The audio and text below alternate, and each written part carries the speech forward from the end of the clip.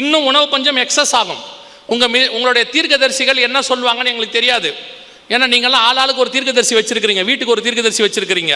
ஜனவரி மாதம் 1ஆம் தேதி ஆனால் அவர் என்ன சொன்னார், இவர் என்ன சொன்னார், இந்த வருஷம் எப்படி இருக்குமாமா, போன வருஷத்தை விட மோசமாக இருக்குமாமா. ஆமாம், உலகம் அப்படி தான் போகும். உங்கள் தீர்க்கதரிசிகள் என்ன சொல்லுவாங்கன்னு எங்களுக்கு தெரியாது. பைபிள் இதை தான் சொல்லுது, இப்படி தான் போகுது.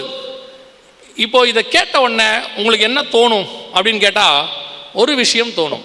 என்னென்னா, ஓஹோ சொன்ன மாதிரியே கொரோனா வந்துருச்சோ, அப்போ பஞ்சமும் ஆரம்பிச்சிருச்சோ அப்படின்ட்டு நீங்கள் போகும்போது, வீட்டுக்கு போகும்போது உங்கள் கணவர்கிட்டையோ மனைவிக்கிட்டையோ, ஏமா நாம் வேணால் ஒரு 10 மூட்டை அரிசியை வாங்கி மேலே போட்டுருவோமா, ஒரு 5 லிட்டர் ஆயில் கேனு, ஒரு 5 கேனை வாங்கிடுவோமா, எதுக்கு வம்பு, இந்த ஆள் வேற சொல்லிட்டு போகுது, லெந்து நாள் அளவுமா சொல்லியிருக்கு, நடந்தாலும் நடந்துற போகுது அப்படின்னு யோசிக்காதீங்க. மைண்டில் ஓடிச்சு தானே கொஞ்சம் பேருக்கு, இல்லை பறனை மேலே சும்மா தானே இருக்குது, எதுக்கு 5 லிட்டர் ஆயிலில் விலை கம்மியாக இருக்கும் போதே வாங்கி போட்டுருவோம் அப்படின்னு நினச்சிங்கல்ல. நினச்சிருந்தீங்கன்னா அடுத்த வசனம் உங்களுக்கு வருது பின்னாடி. அது என்ன வசனம் தெரியுமா? சேர்த்து வைக்காதே, சேர்த்து வைத்தால் பூச்சி அரித்து போடும். இது கன்ஃபார்மாக நடக்கும்.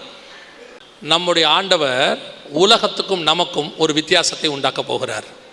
என்ன வித்தியாசம் உண்டாக்குவார் தெரியுமா?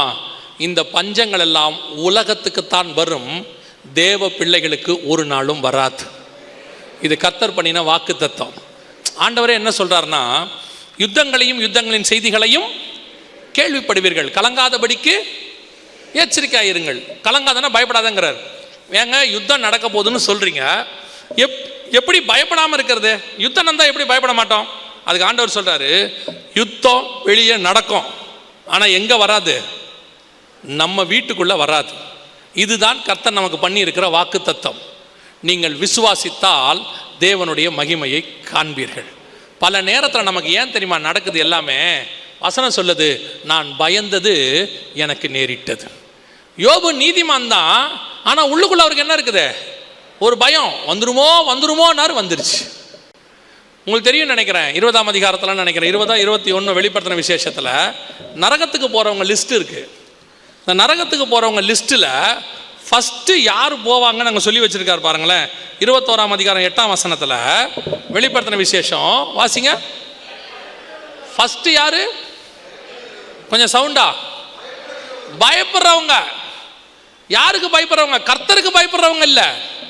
இந்த மாதிரி காரியங்கள் வரும்போது பயப்படுறவங்க. வந்துருமோ, நடந்துருமோ, அதெல்லாம் ஆயிருமோ, ஐயோ என்ன நடக்கும் தெரியலையே. கொரோனா வந்தபோது இந்த பாவம், நான் சொல்லுவேன் பயம் என்பது ஒரு பாவம். ஏன்னா ஆதாம் பழம் சாப்பிட்ட உடனே தான் பயம் வந்துச்சு. பழம் சாப்பிட்றது வரைக்கும் அவன் தேவனை முகமுகமாக தரிசிக்கிட்டு இருந்தான். பழம் சாப்பிட்ட உடனே வசனம் சொல்லுது, தேவரீர் தோட்டத்தில் உலாவுகிற சத்தத்தை கேட்டு பயந்து விருட்சங்களுக்குள்ளே ஒளிந்து கொண்டேன். பழம் சாப்பிட்டவன வந்த பாவம் தான் பயம். அந்த பயம்தான். எந்த பயம்? உலகத்தின் மேலே நமக்கு இருக்கிற உயிர் பயம். இந்த பயம். கொரோனாவில் என்ன நடந்துச்சு? எல்லாருக்கும் வந்துச்சு. பிசாசு எந்த டூலை யூஸ் பண்ணான் தெரியுமா?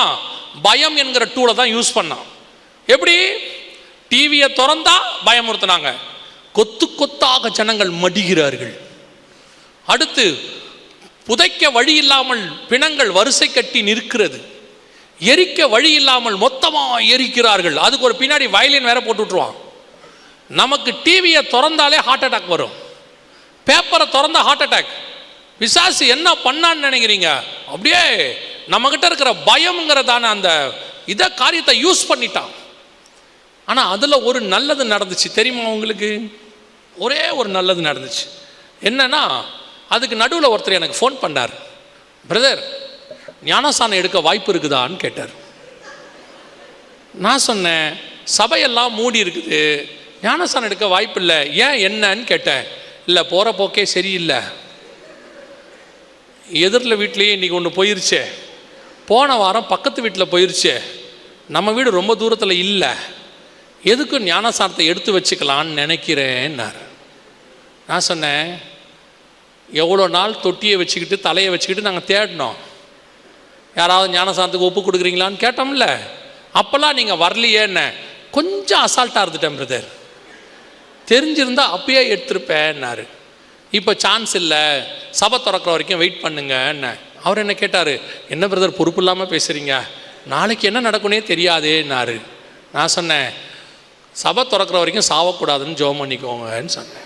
கொரோனாவில் என்ன நடந்துச்சு, எல்லாருக்கும் வந்துச்சு. பிசாசு எந்த டூலை யூஸ் பண்ணான் தெரியுமா? பயம் என்கிற டூலை தான் யூஸ் பண்ணான். எப்படி? டிவியை திறந்தா பயமுறுத்தினாங்க, கொத்து கொத்தாக ஜனங்கள் மடிகிறார்கள். அடுத்து புதைக்க வழி இல்லாமல் பிணங்கள் வரிசை கட்டி நிற்கிறது, எரிக்க வழி இல்லாமல் மொத்தமாக எரிக்கிறார்கள். அதுக்கு ஒரு பின்னாடி வயலின் வேற போட்டு விட்டுருவான். நமக்கு டிவியை திறந்தாலே ஹார்ட் அட்டாக் வரும், பேப்பரை திறந்தா ஹார்ட் அட்டாக். பிசாசு என்ன பண்ணான்னு நினைக்கிறீங்க? அப்படியே நம்மகிட்ட இருக்கிற பயம்ங்கிறதான அந்த இதை காரியத்தை யூஸ் பண்ணிட்டான். ஆனால் அதில் ஒரு நல்லது நடந்துச்சு தெரியுமா உங்களுக்கு? ஒரே ஒரு நல்லது நடந்துச்சு. என்னன்னா, அதுக்கு நடுவில் ஒருத்தர் எனக்கு ஃபோன் பண்ணார், பிரதர் ஞானஸ்நானம் எடுக்க வாய்ப்பு இருக்குதான்னு கேட்டார். நான் சொன்னேன், சபையெல்லாம் மூடி இருக்குது, ஞானஸ்நானம் எடுக்க வாய்ப்பு இல்லை, ஏன் என்னன்னு கேட்டேன். இல்லை, போகிற போக்கே சரியில்லை, எதிரில் வீட்லேயே இன்றைக்கி ஒன்று போயிருச்சே, போன வாரம் பக்கத்து வீட்டில் போயிருச்சே, நம்ம வீடு ரொம்ப தூரத்தில் இல்லை, எதுக்கும் ஞானஸ்நானத்தை எடுத்து வச்சுக்கலான்னு நினைக்கிறேன்னார். நான் சொன்னேன், எவ்வளோ நாள் தொட்டியை வச்சுக்கிட்டு தலையை வச்சுக்கிட்டு நாங்கள் தேடினோம், யாராவது ஞானஸ்நானத்துக்கு ஒப்பு கொடுக்குறீங்களான்னு கேட்டோம்ல, அப்போல்லாம் நீங்கள் வரலையேன்னு. கொஞ்சம் அசால்ட்டாக இருந்துட்டேன் பிரதர், தெரிஞ்சிருந்தா அப்பயே எடுத்திருப்பேன்னாரு. இப்போ சான்ஸ் இல்லை, சபை திறக்கிற வரைக்கும் வெயிட் பண்ணுங்கன்னு.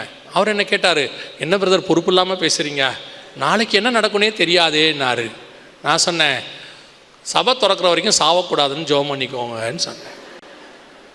வாய்ப்பு இருக்கும்போது கூப்பிட்றோம், வரமாட்டேங்குது. இந்த பயம் என்ன பண்ணிடுச்சு, எப்படியாவது சபைக்கு போயிடணும், எப்படியாவது ஞானஸ்நானம் எடுத்துடணும்.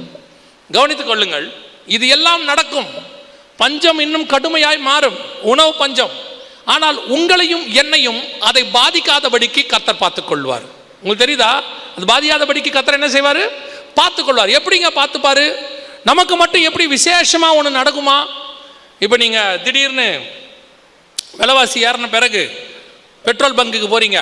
நீங்கள் போன உடனே அந்த பெட்ரோல் போடுறவர் உங்களை பார்த்து, நீங்கள் பார்ப்பதற்கு நீதிமான்கள் போல் இருக்கிறீர்கள், உங்கள் தலைக்கு பின்னால் ஒரு ஒளிவட்டம் இருக்கிறது, உங்கள் முகம் மோசையை போல பிரகாசிக்கிறது, உங்களுக்கு மாத்திரம் பெட்ரோல் 70 ரூபான்னு சொல்லுவாரா? சொல்ல போகிறாரா?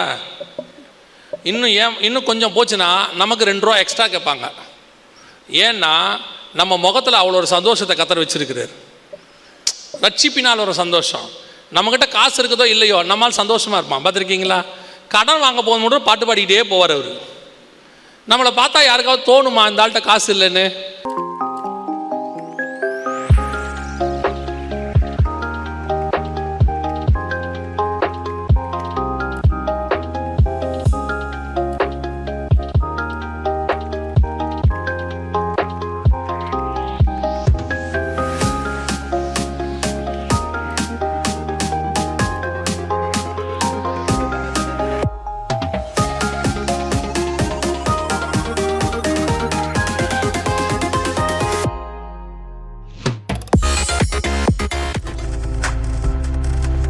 நீங்கள் பார்த்து கொண்டிருப்பது உங்கள் ஜாய் டிவி. உங்கள் துக்கம் சந்தோஷமாய் மாறும்.